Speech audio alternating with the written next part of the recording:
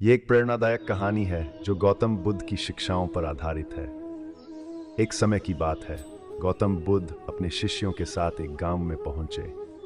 वहां उन्होंने ध्यान और उपदेशों का आयोजन किया। गांव के लोग बुद्ध के उपदेशों से बहुत प्रभावित हुए।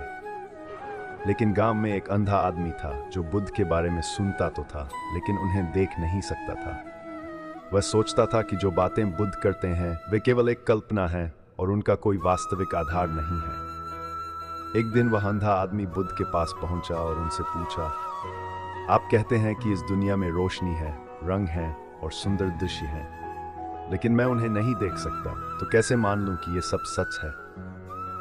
बुद्ध ने मुस्कुराते हुए कहा, अगर कोई अंधा व्यक्ति सूरज की रोशनी को न देख सके तो क्या इसका मतलब यह है कि सूरज की रोशनी नहीं है? अंधे आदमी ने सोचा और कहा, नहीं, इसका मतलब यह नहीं है कि रोशनी नहीं है, बल्कि इसका मतलब यह है कि मैं उसे देखने में सक्षम नहीं हूं।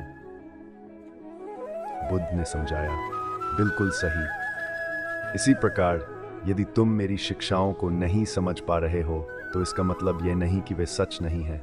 यह सिर्फ इसलिए है क्योंकि तुम अभी उन्हें समझने के लिए तैयार नहीं हो।